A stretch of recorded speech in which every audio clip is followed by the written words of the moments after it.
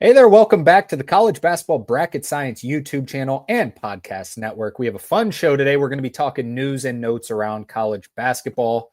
We have a lot of things to talk about that have gone on in the month of September, which is very strange. We have 4 coaching changes. Some of them were, we talked about Bruce Pearl's retirement on the last show. We'll mention it briefly on today's show, but a couple other mid-major, low-major ones with some disturbing backstories. So we'll talk about that, what that might mean for some of those programs. We have some unfortunate injuries to talk about. 2 players in general who will, be for some big brands, top 25 teams and have suffered some injuries. So we'll talk about that. We had a big story go around college basketball with an eligibility change with specifically with the G League.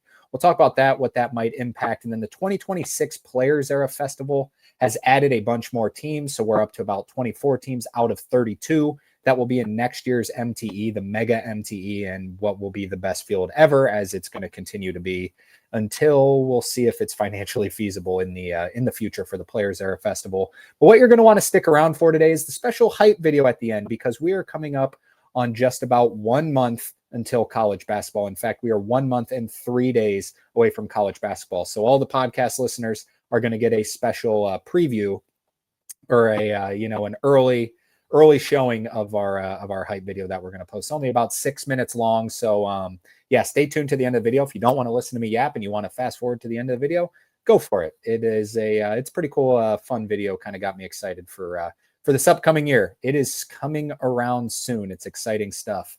Before we dive into the show, be sure to hit the like and subscribe button on YouTube, and for sure even on Apple Podcast, on Spotify. Leave a review on Apple or Spotify.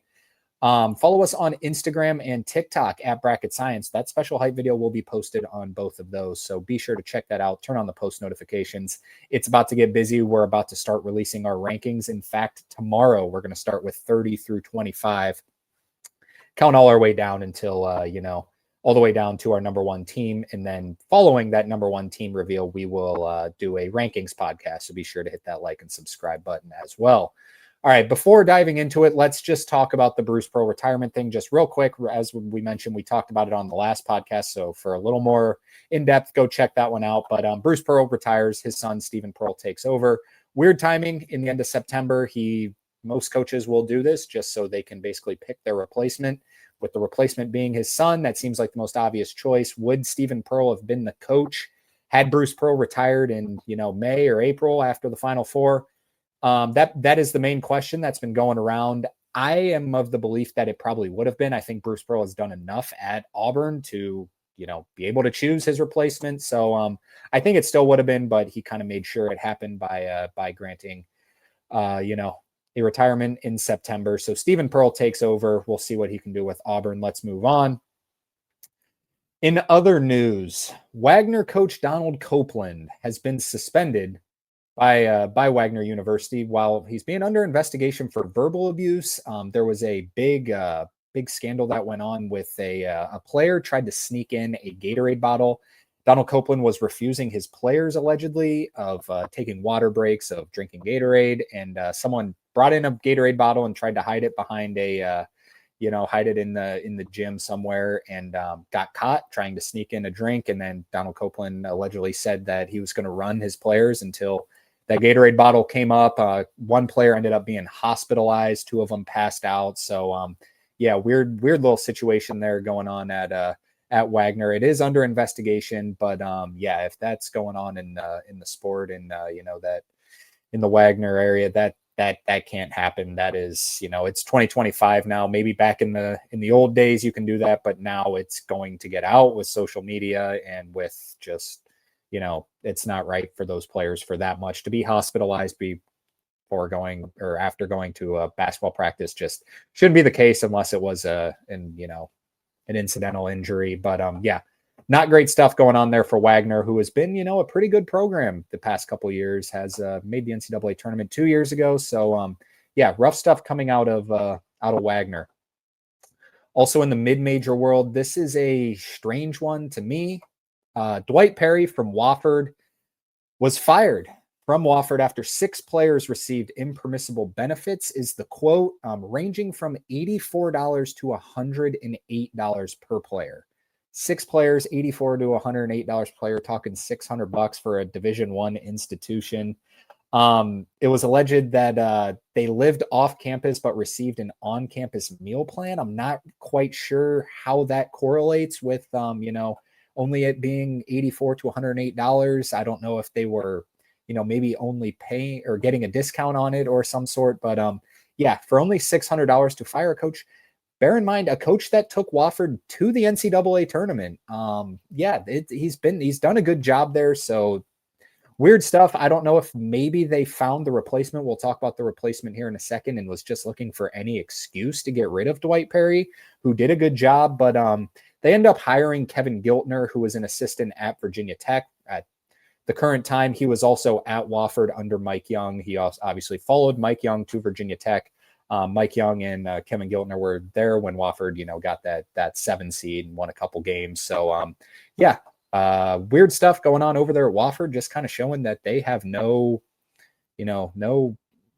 leniency on stuff like this. Only, talking right around $600 total for a school that's probably charging, I didn't look it up, but at least probably 20 to 30 grand in tuition, maybe 40 grand, 50 grand. So yeah, weird stuff there. But Kevin Giltner will be coaching at Wofford this upcoming season. All right, next up is a disturbing one. Cal State Bakersfield coach Rod Barnes steps down. This is because of an investigation into one of his assistant coaches, Kevin Mays, who was arrested on human trafficking charges. Yeah, weird stuff there. Also, some horrible stuff on his phone, allegedly with some children on there. So yeah, pretty rough stuff over there at Cal State Bakersfield. This is honestly a move that needed to happen anyways. Rod Barnes, quite frankly, hasn't done much at Cal State Bakersfield. I don't follow Cal State Bakersfield as much as I'm sure Cal State Bakersfield fans do. So if they have a differing opinion on that, I don't know. But yeah, it's bad stuff going on at Cal State Bakersfield. He steps down. And then in the injury world is going to obviously play a big part in college basketball as it does every year. Starting with Tamin Lipsey is out 4 to 6 weeks with an MCL sprain. Could have been worse. Could have been an MCL tear. It's only an MCL sprain. So as we said, we're about a month till college basketball. So Tamin Lipsey will not be practicing up until the first game, and whether he's ready for the first game or not will be seen. So yeah, you want this is a guy who should be Iowa State's best player this year. I know Milan Momcilovic is going to get a lot of hype, as is Josh Jefferson, but Tamin Lipsey on the defensive end, probably the best on-ball defender maybe in the entire country. Can also score the ball, has been their just vocal and team leader throughout the past couple of years. So Tamin Lipsey being out, we'll see what that means with him not getting to practice. Will this mean a little slower start for Iowa State? We will see. I'm sure he will continue to be that main voice under TJ Otzelberger to motivate his crew. And then Jaleel Bethea transfers, I believe it's pronounced Bethea, transferred from Miami to Alabama. Former 5-star recruit, wanted to get in that Nate Oates system, but he is out indefinitely. He had to get foot surgery. It's unknown right now if it's season ending. Nate Oates says he thinks it's not season ending, but we'll see. This kind of is a tough blow for a guy with some serious upside and some serious NBA draft ability. So just with this injury, I said before on a podcast that I think Alabama has the best backcourt in the entire country. LeBaron Philon and Latrell Wrightsell, and the addition of Jaleel Bethea. Losing this hurts their depth a little bit, but Alabama is always, quite frankly, loaded under Nate Oates with depth. So I don't think it's going to be completely detrimental, but they also, Houston Millett is going to be back. So hopefully Jaleel Bethea will be back by the end of the year, can maybe provide a little like Boogie Flan spark that he did last year at Arkansas. So we'll see what Jaleel Bethea hopefully can recover soon. The big story that went around college basketball, Terry Darlin is the first player to be granted eligible to play in the NCAA after playing in the G League. He played for the G League Ignite. He will play for Santa Clara this upcoming season. This opened up a lot of questions about eligibility rules. I know there's been a lot of eligibility, stuff in the past with, overseas players who were technically professionals transferring to amateurism. It's kind of the same thing here, in my opinion. I don't think it's as big of a deal as the media is portraying it out to be. It's if you listen to, the CBS podcast on college basketball, Gary Parrish over there was questioning, well, why can't an NBA guy come back and, LeBron retires. Why can't he come back and, play for UConn in a couple years and get, an extra $7 million just to come play, obviously at a lower level than the NBA, but why can't that happen? The answer is because once you declare for the NBA draft, you're not allowed to go back, and that's the rules of the NBA. You can't go back and, be an amateur. So obviously Theory Darlin did not declare for the NBA draft, but he did play for a professional, development team with the G League Ignite. Now transfers down to just goes down to Santa Clara. This is going to be a big boost for Santa Clara. Santa Clara kind of needed it. San Francisco's getting a lot of hype in the WCC this year. As is obviously Gonzaga, and St. Mary's has been unbelievable under Randy Bennett. So Santa Clara, this could give them the boost. They could, you never know. The tape looks really good for Theory Darlin. I don't really know that much about him, but if you're playing in the G League, you're going to get better. I can promise you that. You're playing against some high level competition, and he's going to come down to Santa Clara. He could dominate the league. You never know. So we'll see about what that is, but that just raised a bunch of concerns for a lot of people. But some people, I think it was Gary Parrish as well at CBS, raised the concern of like, okay, so someone plays for G League Ignite, doesn't declare for the draft, but goes off. They bring him up to the NBA. Is he then able to play in the NBA, go down to, the college level again, since he didn't technically declare for the draft? I think that's, very specific, and maybe that will happen at some point. And I think it's just kind of something they'll deal with at that moment in time. So I really don't see this as that much of an issue, but I understand the concerns for some of the people around the media world. All right. And then finally, the last piece of notes. This is according to Matt Norlander, also over at CBS. The College Basketball Players Era Festival has agreed to contracts with Louisville, Miami, Missouri, Ohio State, and Virginia. Florida also recently joined. So 24 out of 32 teams are now, in place for next year's Players Era Festival. It's going to be 32 team MTE with the biggest brands in the sport. It's not like, if I haven't really, I can't remember off the top of my head the complete list, but if there's any big brands that aren't in this, it would be surprising to me. They're just going for all the big brands. I think it's good for college basketball. This might be a unpopular opinion, just because I know this is sort of killing the Maui Invitational and almost has already killed the Battle for Atlantis.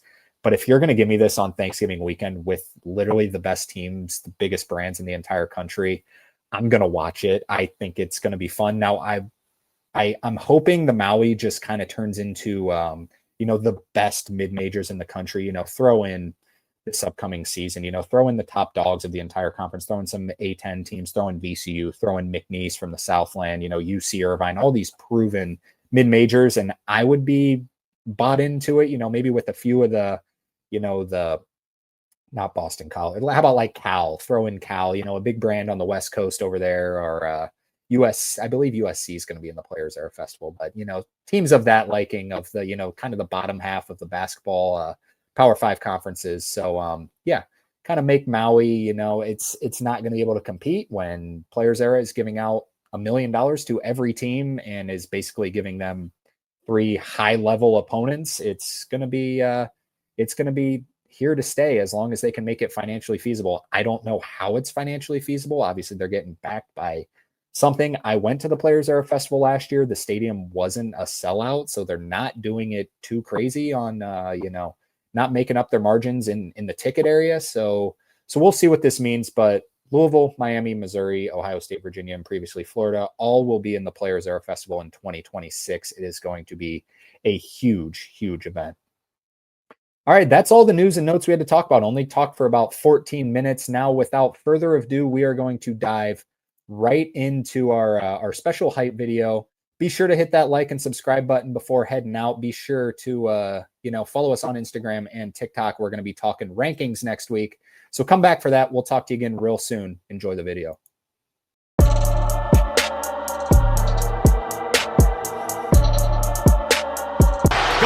for 3. Goal or no. Holloman looks the clock. Half court for the win. Oh! So it's got to go down the court. 3-point game. Too far. Here's Love for the tie.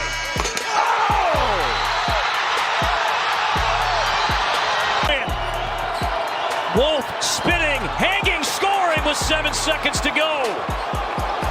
Minnesota, no timeouts. Patterson bumped, we play on. It's Garcia, lets it go for the win! Dawson Garcia! Bottom! Ball! And here we go. Well, they turned down Gainey. Now Mashak's got to go. He will fire. Mashak wins it. One in. Last week, Mashak won it for Tennessee. Is someone doing it today? Here goes Sears. He just did it. Oh, are you serious? Clark Sears on the rope. They got it right the first time. And picked off. Flag on the attack. On the slam. And a foul. John went up. BJ Edgecombe, my goodness. Here at the Kohl Center. Shelstad to tie it. Oh! Nice one. Coach Calipari comes back to Rupp and rocks the house with a win.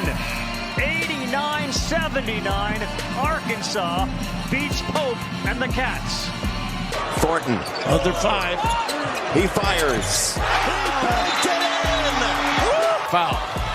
Charles to Murray. Parker on the attack. He throws it down. Hunter has it. Hunter at the buzzer. It's good, but Cowboy up. McNeese has its first ever NCAA tournament victory. Good Amascari at midcourt goes to Sturts. Alley-oop. The 5 for Colorado State. They get it into the hands of Clifford. Trying to back down Miguel. Blake, that's for the lead. Gets it. Colorado State season alive. Gillespie from the out of bounds to the freshman Queen who's driving. Floats it. Maryland on the right side of a buzzer beater. From 0-5 in the SEC to the Sweet 16. Arkansas. 10 boards. Clayton again doubled. Williams there. Back to Houck. Tees up at 3. Good! This guy let Clayton rise for 3 on that pick and roll. Houck!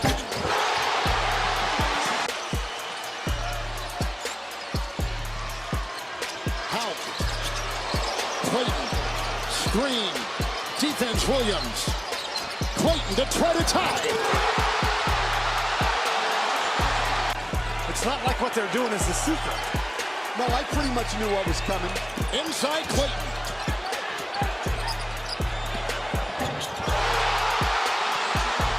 The Gators have recaptured the lead. Here. 5 to shoot. Sharp. A stutter step. Takes it inside for the deuce. Sharp is met and clubbed. Oh, he reached it over. Drive. Kniffel denied by Tugler. Houston comes up with a defensive stand. 6-point game. 42 seconds to go. No threes, no fouls. You're thinking if you're Duke. Sharp loses his footing. Uzan now with 35 seconds left. Sharp. The jumper. He's got it. Wow. Floated upstairs. Knocked away. Claimed by Sharp. Wilson goes back. He fires. No good. No good. Flag got his hand on it. Oh, he got flag over the top. It is. And now it's going to be 1-1 for Houston with 19.6 to play. Tie game. It's good. Makes his move. Flag. Back in. Flag. Short. Rebounded by Houston. Long one. James. Knocked away. Kniffel. Back outside. Proctor tosses it up. It's no good. The dream. That middle game. Nice lob here, though. The seal. Martin lines it up. Nylock. Nice stepper. Gets it back. Shot clock at 5. Rejected on the perimeter by Houck. Running the floor and Houck twisting and turning for the bucket of the foul. Houck. 1-on-1 with Arsenault. Clayton the drive. Clayton ducks inside. And then touched it out of bounds. Houston. And that's a little stagger to give him a look. Clayton took on his The block by Houck. Cryer didn't have a chance. Great help. Clayton over to Martin. He drives. Martin Baker, no. Foul call. Elijah Martin to the free throw line where he shoots it at 76%. We're all tied up. Florida has led for a grand total of 17 seconds tonight. They're up by one. Give it up. Cryer, 6 seconds, 5 seconds. Sharp. He walked. He can't touch it. He can't. 1 second.